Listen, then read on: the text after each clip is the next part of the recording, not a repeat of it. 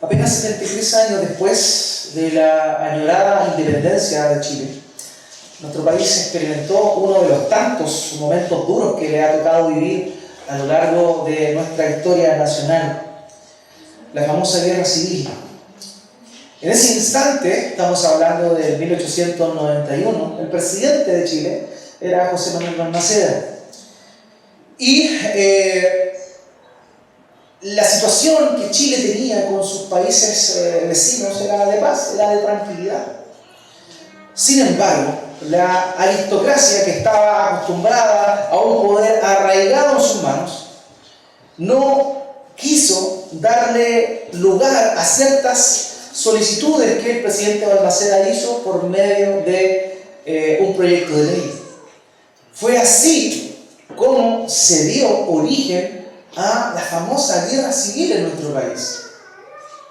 Por una parte teníamos al Congreso Nacional, que no estaba dispuesto a aprobar las leyes para el presupuesto de ese año. Entonces Balmaceda, de una manera un poco soberbia, dice, o más bien avala y le da validez a las leyes que el año anterior se habían aprobado conforme a eso. Eso no le gustó para nada al Congreso. En el año 1891, precisamente, Balmaceda ordenó el cierre del Congreso Nacional. Y esto provocó una guerra descomunal. La Marina, la Armada de Chile, se puso a favor del Congreso, mientras que una fracción del ejército se puso a favor del presidente José Manuel Balmaceda. Y eso generó una disputa que duró aproximadamente 6 meses. En aquel entonces la población de Chile no superaba los 2,5 millones de habitantes, pero los muertos que produjo esos 6 años esos 6 meses de enfrentamiento produjeron más de 4,000 muertos. O sea, realmente fue algo importante.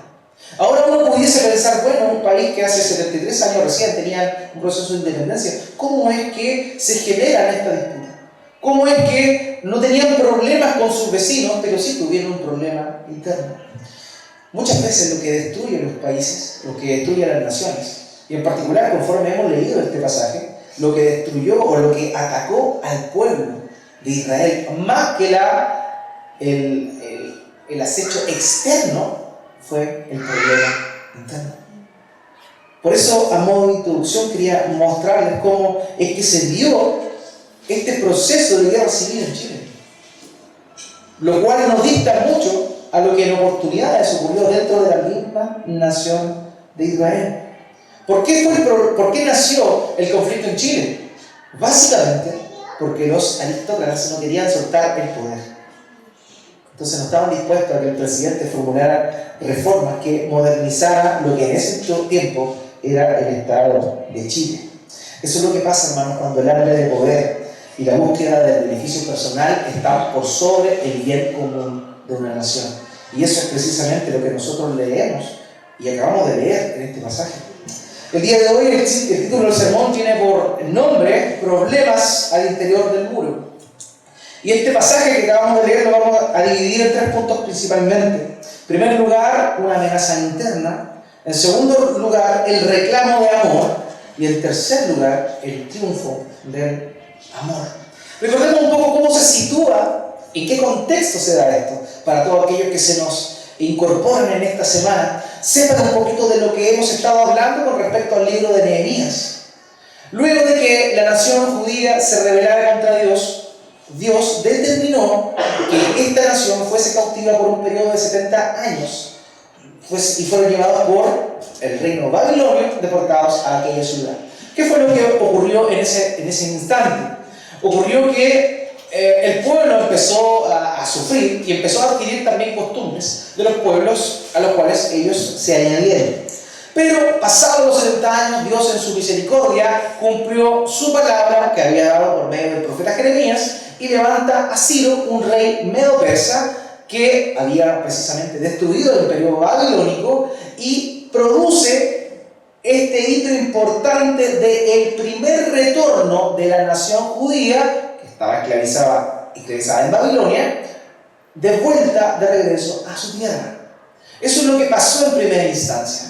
El primer hombre que estuvo a cargo de este viaje fue Zorobabel. Zorobabel llegó con un grupo de judíos y se estableció nuevamente en la tierra prometida.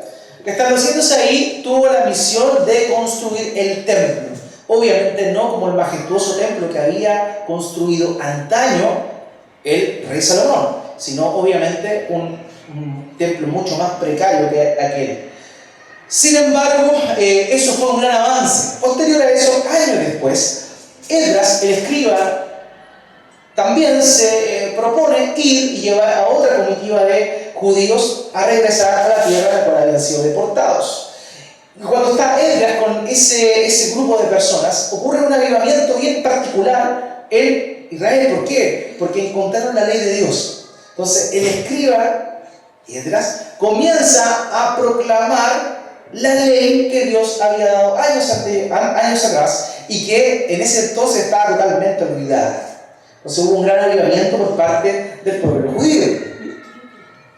Unos años después nos encontramos con lo que nosotros estamos viendo ahora, que es la historia de Nehemías. Nehemías era copero del rey de Media y Persia. En aquel entonces, el rey de Media y Persia era el rey Artajerjes. Él era el copero del rey y tenía un lugar prominente. Su rol, su labor era poder servir al rey, probar el vino y corroborar que no estuviese envenenado con el fin de que el rey no muriera. Esa era la labor de este hombre.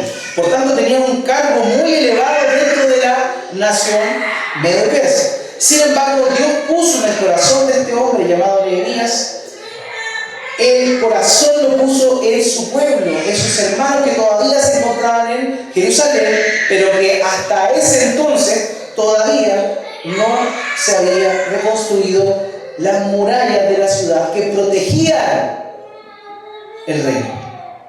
Entonces la situación era así. Todas las personas que vivían ahí estaban desprotegidas porque las murallas de la ciudad todavía no habían sido levantadas. Es en eso cuando vemos la aparición de Nehemías.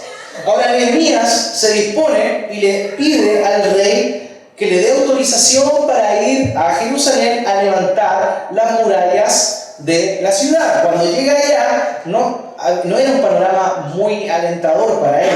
La verdad es que el pueblo estaba un poco desanimado y a la vez habían enemigos, las naciones vecinas eran enemigos de los judíos y de ninguna forma querían que esto volvieran a levantar las murallas. Entonces, ¿qué es lo que ocurrió? Se reunieron todas las naciones que estaban al lado y lo primero que hicieron fue burlarse de Nehemías y, por cierto, también de todas las personas que se encontraban trabajando en esta labor de reconstrucción del templo. Entonces empezaron a desmoralizarlos por medio de burlas. Sin embargo, Nehemías no respondió, oró y se dispuso a seguir avanzando en la obra de construcción de las murallas de la ciudad. Luego de eso, al ver que las burlas no habían surtido efecto, los enemigos del pueblo de Dios, ¿qué comenzaron a hacer? Ellos se amotinaron y se dispusieron a atacar mientras ellos estaban trabajando. Pero ¿qué pasó? Dios truncó sus planes. ¿De qué forma? Avisándole de alguna manera a Nehemías, y este se dispuso en un plan de avance y defensa majestuoso. Dice el texto en el capítulo anterior, el capítulo 4, que unos de los trabajadores que se encontraban ahí, algunos estaban con la mano en la espada, mientras con la otra mano estaban edificando el muro. Nehemías también dispuso a ciertas personas para la defensa mientras los otros estaban trabajando. Entonces algunos acarreaban escombros, otros construían la muralla y así sucesivamente se disponían las funciones, los roles para poder edificar. Pero mientras había unos que estaban trabajando, otros estaban defendiendo. Al punto que de noche las personas nobles de la ciudad, los acaudalados, los que tenían recursos, ¿qué era lo que hacían? Ellos se disponían a vigilar en la noche para que los enemigos no atacaran. Entonces, eso era lo que nosotros habíamos visto hasta la semana pasada, cómo se desarrolló la historia de Nehemías. Ahora, curiosamente, no hubo nada que permitiera que Nehemías parara la obra de construcción. Fíjense en eso. Primero ellos se burlaron, pero dijo Nehemías: no, sigamos trabajando. En segundo lugar, se dispusieron a atacar, pero ellos continuaron trabajando. O sea, ninguna amenaza externa hizo que la obra de la construcción de la muralla del pueblo se frenara. Pero hubo algo que sí pudo generar que esta obra se detuviera un poco. Y es lo que acabamos de leer esta mañana. Hermanos míos, aunque la amenaza externa estaba controlada, había una amenaza mucho peor que era la interna.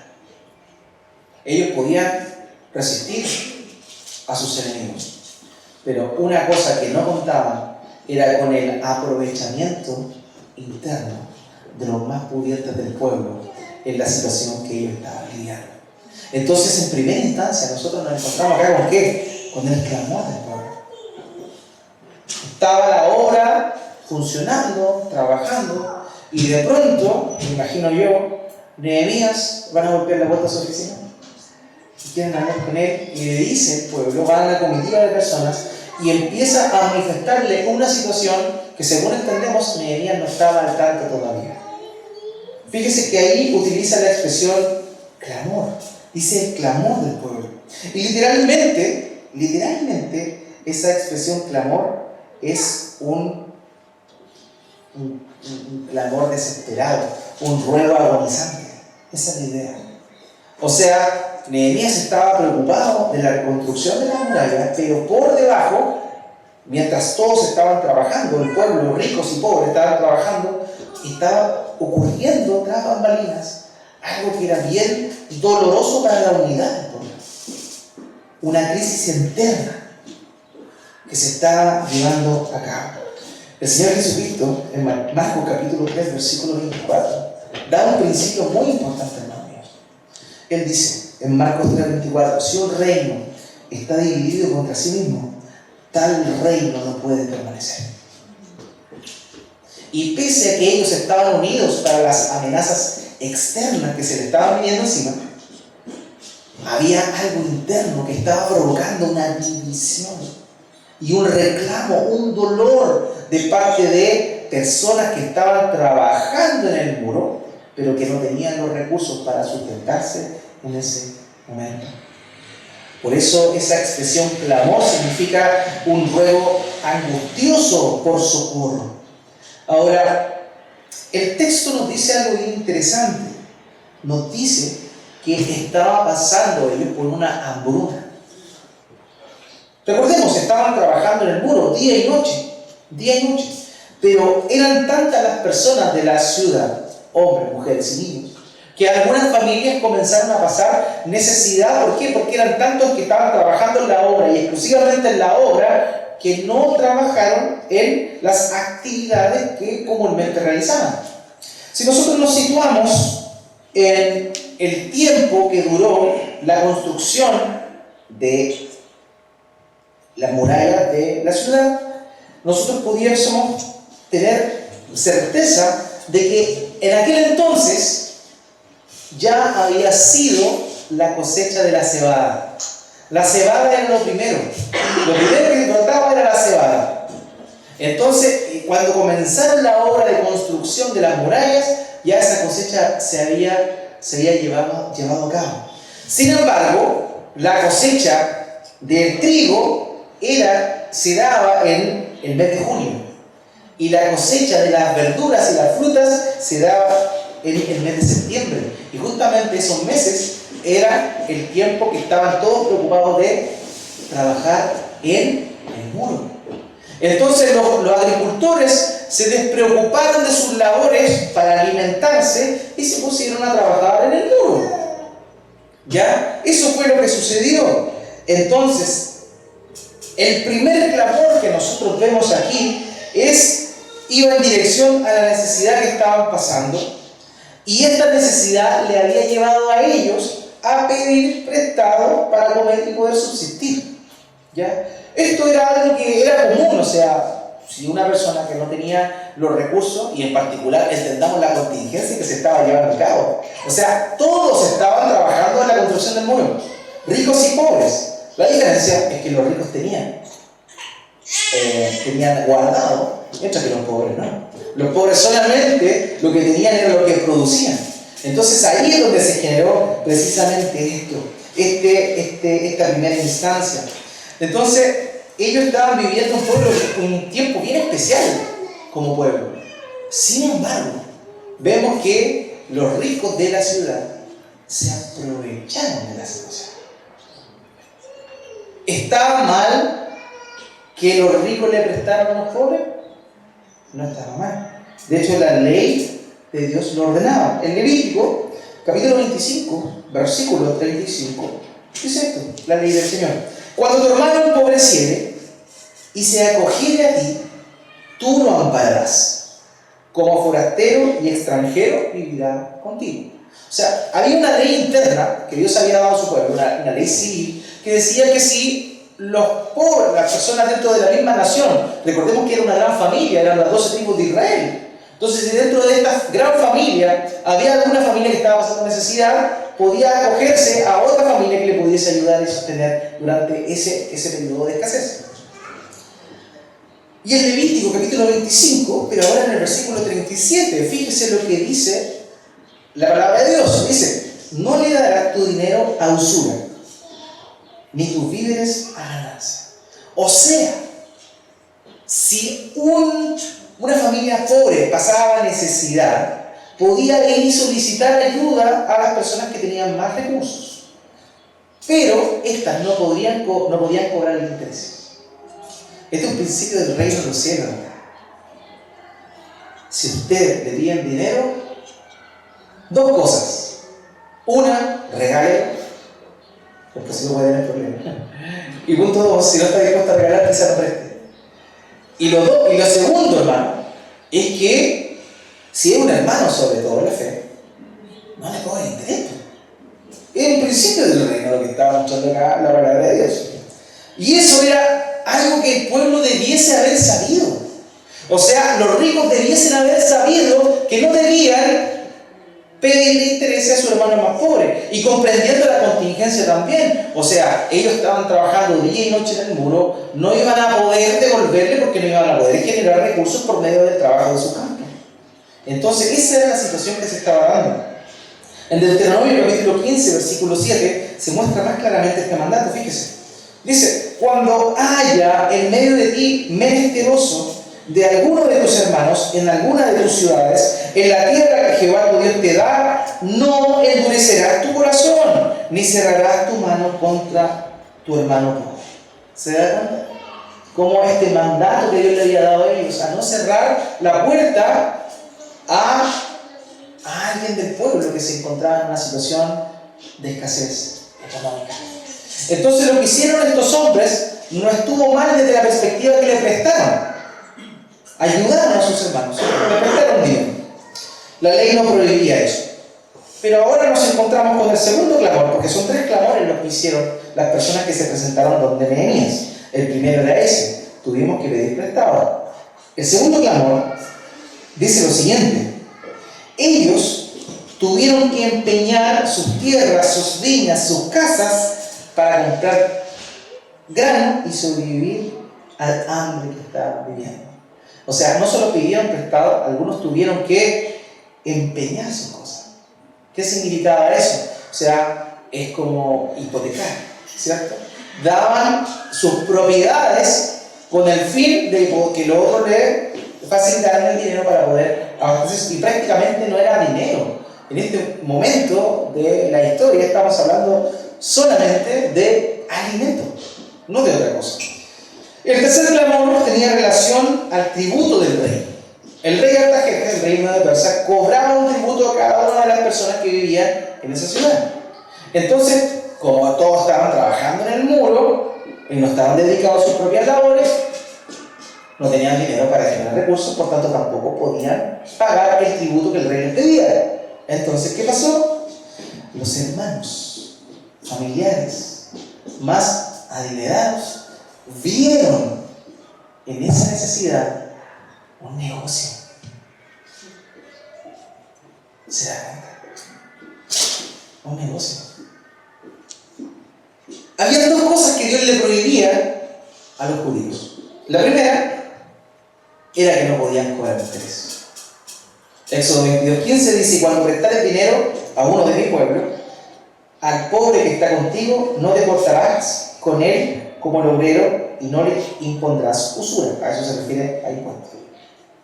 Eso no lo debían hacer judíos. Sin embargo, estos hombres lo hicieron. Y la otra cosa que no debían hacer ellos era tomar a un esclavo judío. Si un hermano estaba pasando por necesidad, ellos no debían esclavizar a uno de sus hermanos. En Levítico capítulo 25, versículo 39 al 43 dice esto mismo: y cuando tu hermano empobreciere estando contigo y se vendiere a ti, no le harás servir como esclavo. Como criado o como extranjero estará contigo. Hasta el año de jubileo te servirá. Entonces saldrá libre de tu casa, él y sus hijos consigo, y volverá a su familia, y la posesión de sus padres se restituirá, porque son mis siervos los cuales saqué yo de la tierra de Egipto. No serán vendidos a manera de esclavos. No te enseñorearás de él con dureza, sino tendrás temor de tu Dios. Estos hombres vieron esa necesidad como negocio y infligieron dos leyes explícitas de Dios. Una, no cobrar impuestos, y la segunda, no tomar como esclavo a un hermano. Y ellos hicieron las dos. Adiós. Entonces, hermanos míos, tenemos que ver cómo es que, viendo la situación, viendo la necesidad, ellos obran con mala intención. Aquí vemos a personas tratando de sacar provecho de sus hermanos en un momento muy complejo como nación. Ahora, el tema de la esclavitud era bien duro. En el versículo 5, acompáñenme al versículo 5, fíjense lo que dice. Dice: ahora bien, nuestra carne es como la carne de nuestros hermanos, nuestros hijos como sus hijos. Y aquí que nosotros dimos nuestros hijos y nuestras hijas a servidumbre, y algunas de nuestras hijas lo están ya, y no tenemos posibilidad de rescatarlas porque nuestras tierras y nuestras viñas son de otros. Entonces, imagínense, estaban pasando necesidad, recibieron como prenda los terrenos, tampoco tenían dinero, no tenían tierra, no tenían cómo generar el pago para poder darle libertad a sus hijos, y menos a sus hijas. Entonces, como dice el dicho, echa la ley, echa la trampa. Ellos llegaron y vieron la situación y dijeron: aquí podemos aprovechar. Entonces vemos el corazón de estos hombres. Ahora, las hijas vendidas en esclavitud era un tema bien delicado. ¿Saben por qué? Porque se subentendía que cuando alguien vendía a su hija como esclava, esta incluso podía ser usada como una esclava sexual. Entonces imagínense la situación en la cual los padres se encontraban. Ahora, las mujeres no podían ser lideradas de la misma manera que los hombres. Vimos ahí que decía: cumplidos 7 años, el que se vendió por esclavo sale en libertad, y si puso su terreno a disposición como prenda, se le va a devolver. Sin embargo, la ley decía una cosa bien importante, y aquí tenemos que comprender de mejor manera el contexto. Fíjense, en Éxodo capítulo 21, versículo 2 dice esto: si comprares siervo hebreo, 6 años servirá, mas al 7º saldrá libre de balde. Pero en el versículo 7 dice esto, hermanos: y cuando alguno vendiere a su hija por sierva, no saldrá ella como suelen salir los siervos.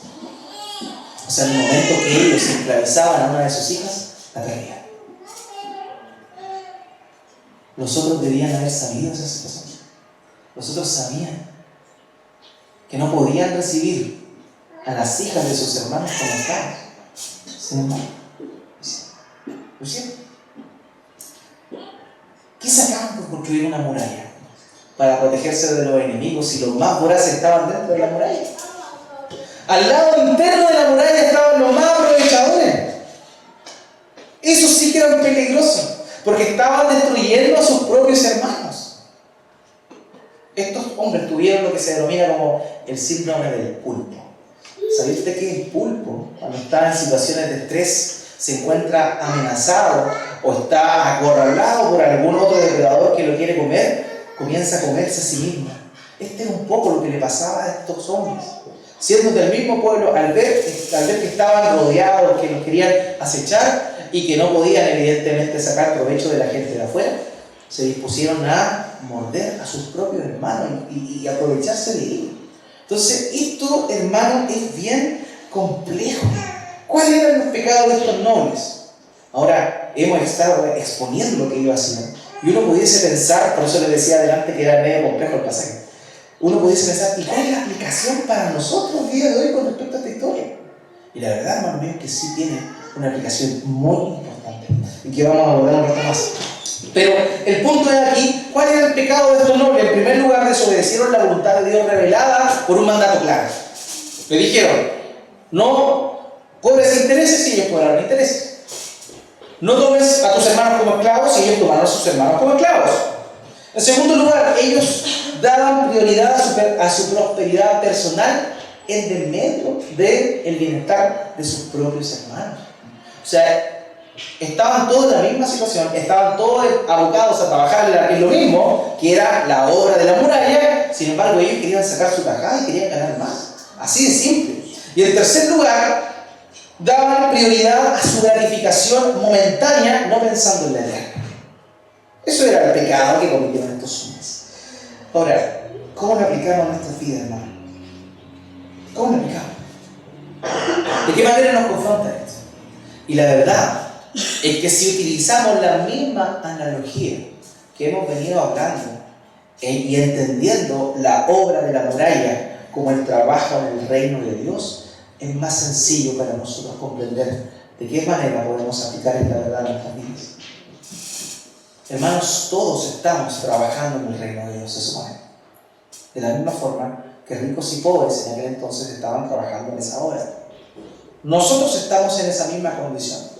Sin embargo, en oportunidades en la iglesia, particularmente, aquí estamos viendo los líderes, los que tenían más importancia, comenzaron a usufructuar de los más pobres. Y eso es lo que tristemente nosotros vemos en muchos lugares que se llaman iglesia. Como los ministros comienzan a estrujar la billetera de los hermanos que asisten a la iglesia. Cómo empiezan a aprovecharse de ellos. En vez de servir, son servidos. En vez de liderar, mandan. Eso es lo que tristemente se ve mucho el día de hoy. Hombres que, como les dije la otra vez, Cachiluna decía, si usted va a la iglesia, lleve dos cosas, la Biblia y la chequera. ¿Cómo va a decir eso? ¿Cómo va a decir eso? Entonces ahí vemos cómo hay aprovechamiento. Todos estamos en lo mismo. Esto no es para enriquecer a unos y empobrecer a otros. Esa es una de las aplicaciones que podemos hacer. Pero la segunda aplicación, hermanos míos, va mucho más al hueso y tiene relación con nosotros.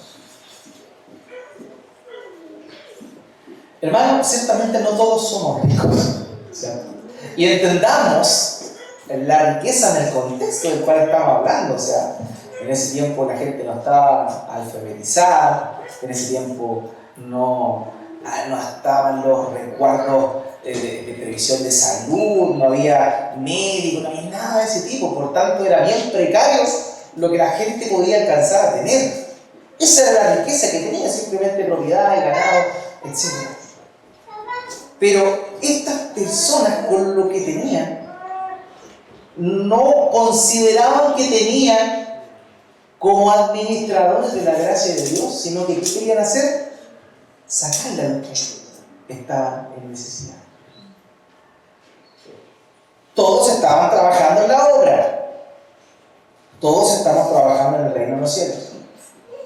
Sin embargo, hay muchos que no tienen los recursos para seguir subsistiendo mientras están trabajando en el reino de Dios, y nosotros cerramos nuestro corazón y cerramos también nuestras billeteras. Y eso es una realidad, hermano. Conozco muchos ministros del Evangelio, verdaderos, que tienen que hacer cualquier cosa para poder sobrevivir mientras trabajan y sirven a una congregación. Ciertamente está el extremo de aquellos que se aprovechan, de aquellos que le roban básicamente a la gente. Pero por otro lado hay un montón de hermanos, ministros esforzados, que aman a la gente, que dentro del tiempo que tienen, porque tienen que trabajar con sus manos para poder subsistir como familia, preparan los sermones y visitan a uno que otro, los van a visitar uno que otro. Pero a esa gente, muchas veces sus propias congregaciones no los consideran.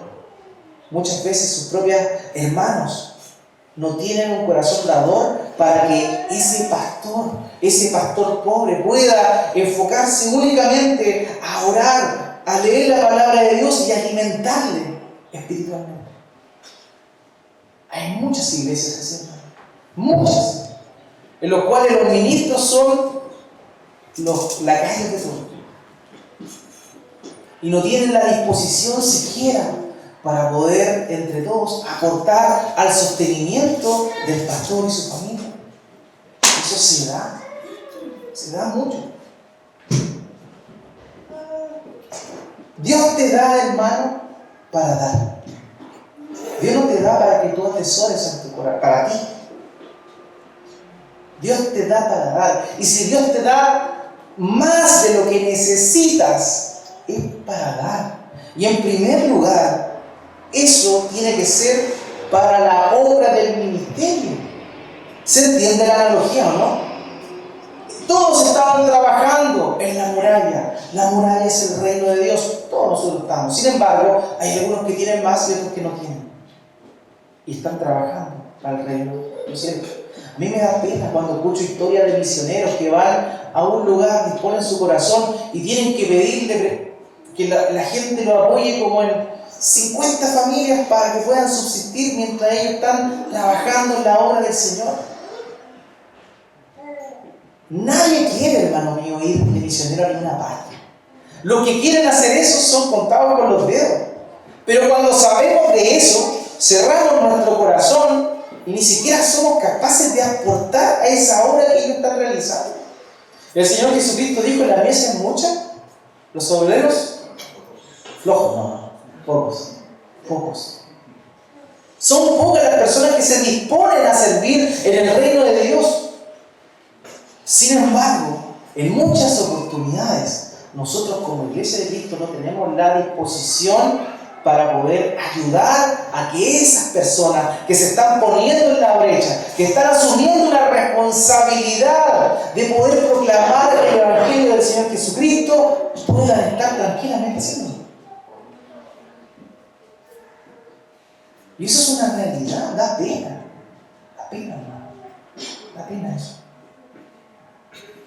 Un autor dijo esto: no hay nada que desacredite tanto la profesión de fe cristiana como la mundanalidad y el egoísmo de los que la profesan.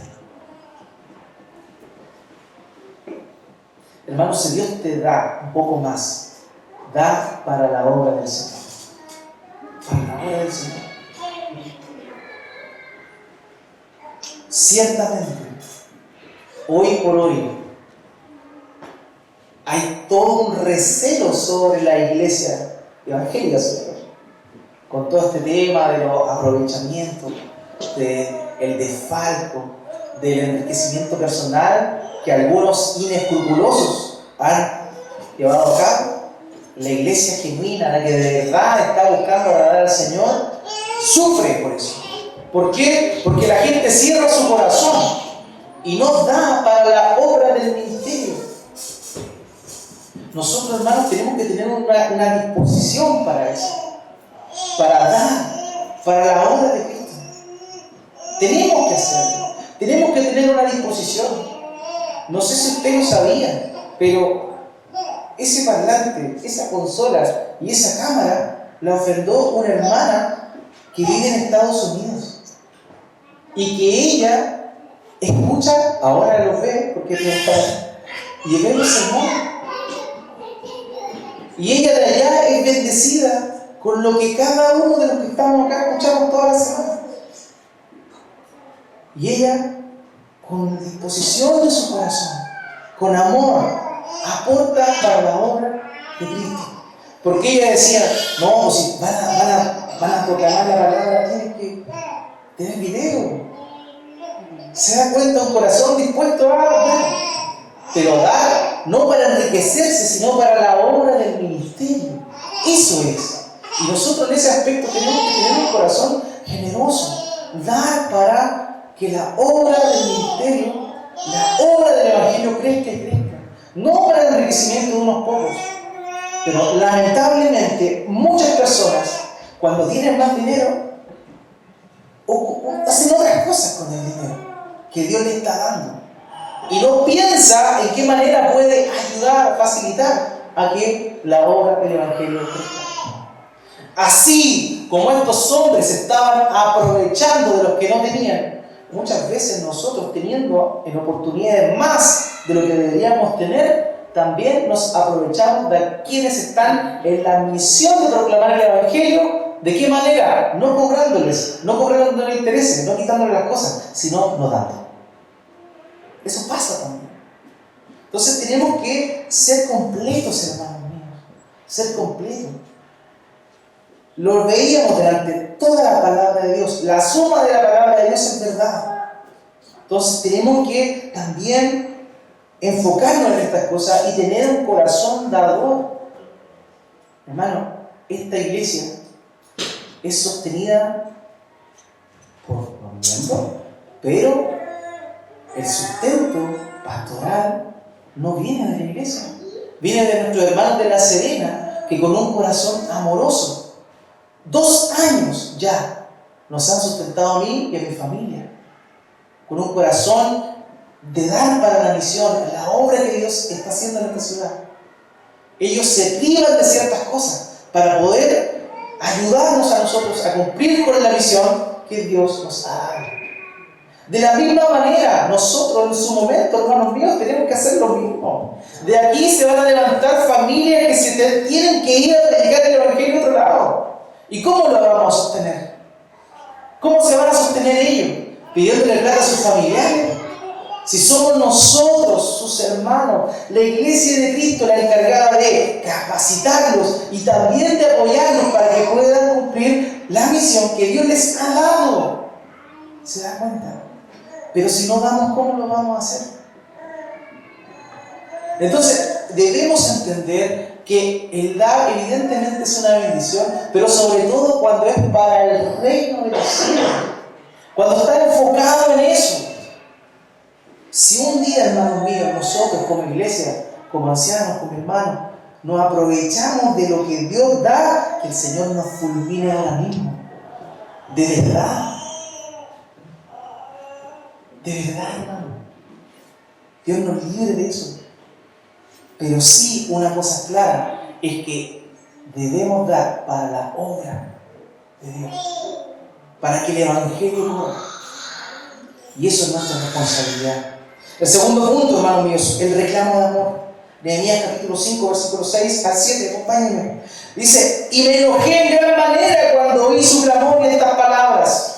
Entonces lo medité y reprendí a los nobles y a los oficiales y les dije, ¿exigís interés cada uno a vuestros hermanos? Y convoqué contra ellos una gran asamblea. Fíjese la actitud de él, le entró un celo al ver que se estaban aprovechando de la gente más vulnerable. Este hombre era un buen líder, este hombre era alguien que comprendía verdaderamente que si Dios le había dado algo a él, era para sostenerse y también para compartir. Hermanos míos, tenemos un llamado. Lo conversábamos delante en el curso de membresía. Y la verdad es que es muy importante poder tener una concepción de ayuda mutua como hermanos también. Santiago capítulo 2, versículos 14 al 17. El hermano del Señor dice esto, fíjese, hermanos míos, ¿de qué os aprovechará si alguno dice que tiene fe y no tiene obras?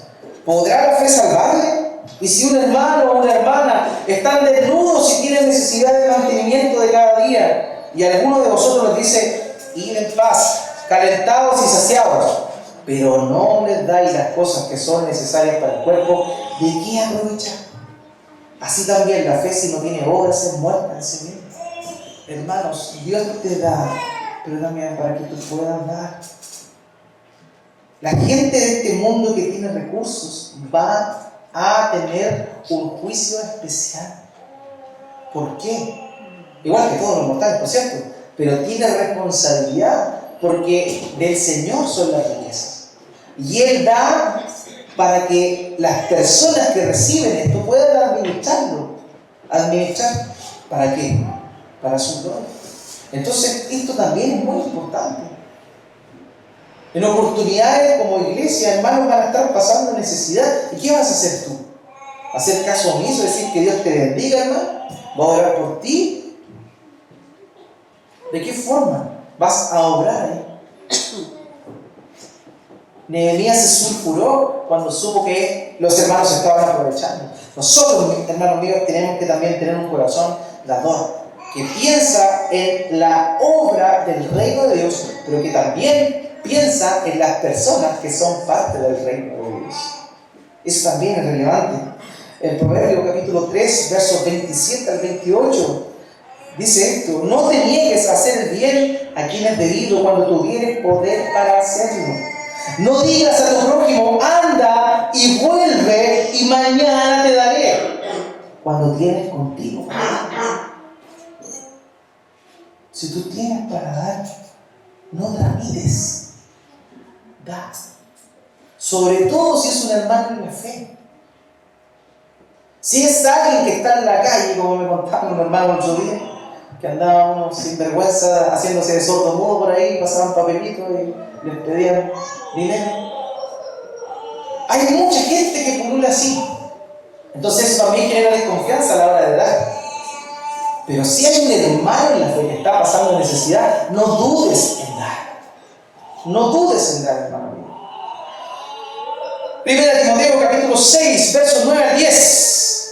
Porque los que quieren enriquecerse caen en tentación y lazo, y en muchas codicias necias y dañosas que hunden a los hombres en destrucción y perdición. Porque raíz de todos los males es el amor al dinero, el cual, codiciando algunos, se extraviaron de la fe y fueron traspasados de muchos dolores.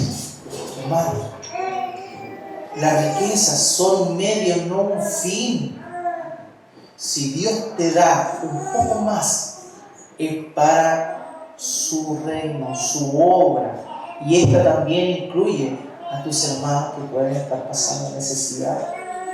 Eso es una parte importante, hermano, de vivir el Evangelio como pueblo de Dios. Estos hombres ricos no lo estaban haciendo y se estaban aprovechando.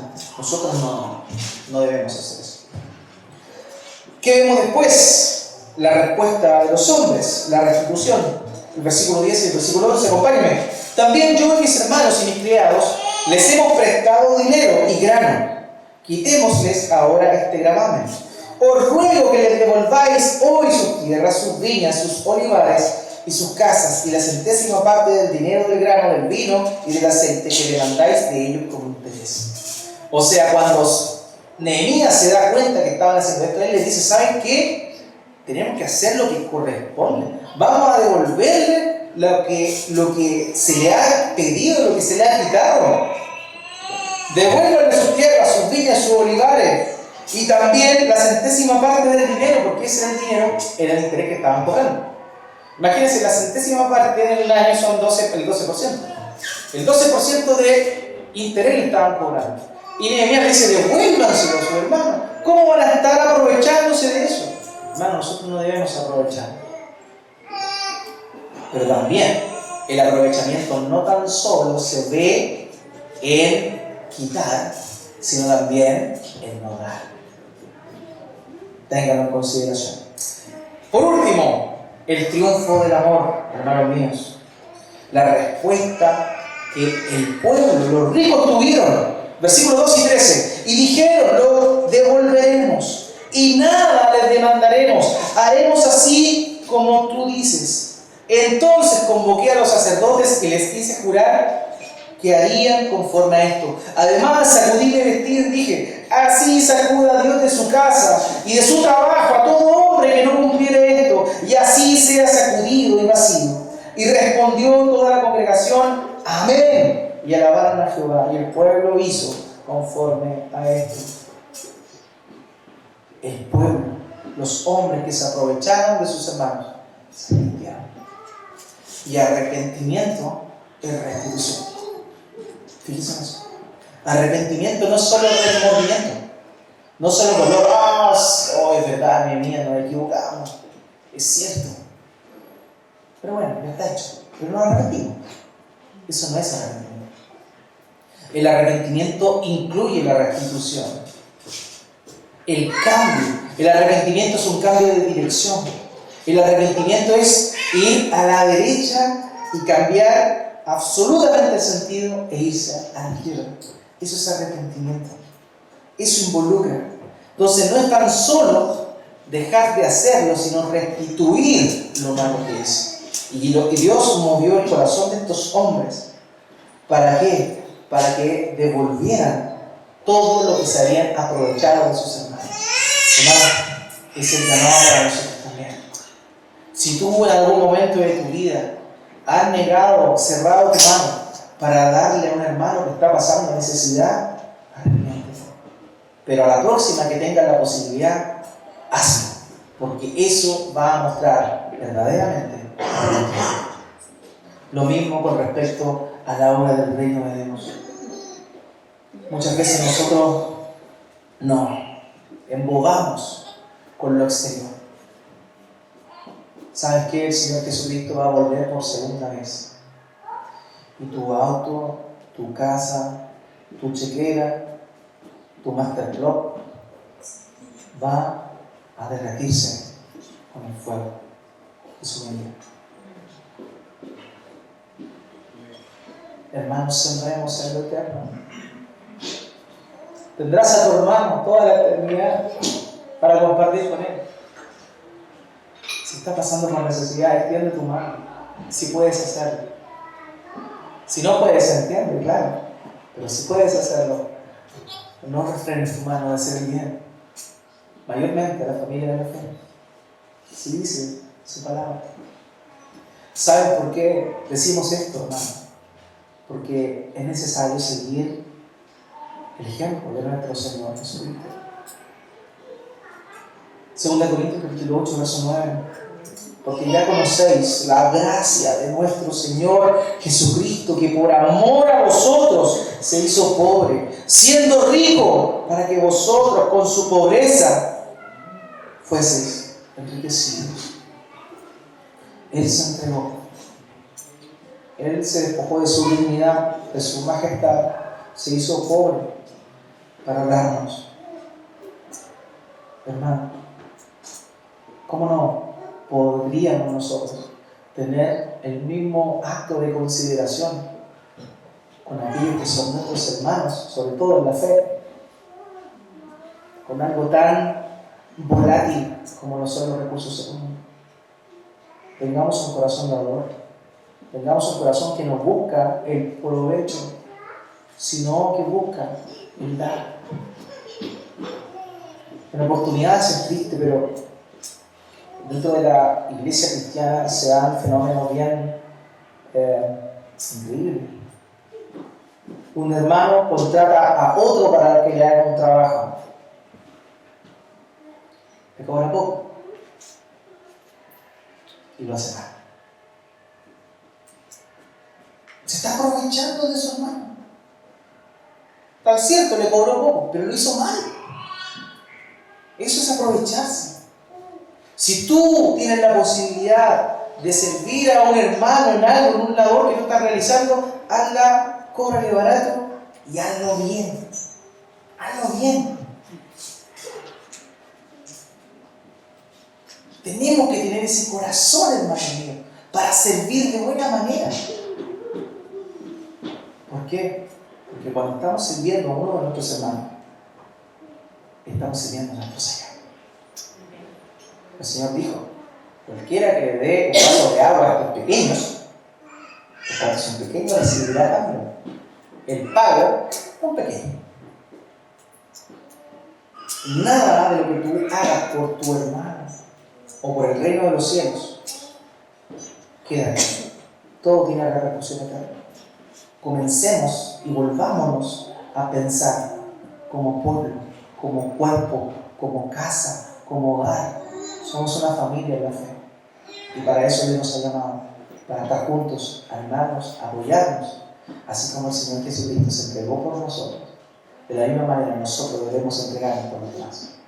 En esto conocerán que son mis discípulos, en el amor que se tienen los unos a los otros.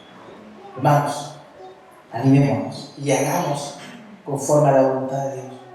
Y glorifiquemos el nombre de aquel que se entregó y se dio al máximo por darnos gracia, por darnos salvación y por perdonar nuestros pecados. Oremos al Señor.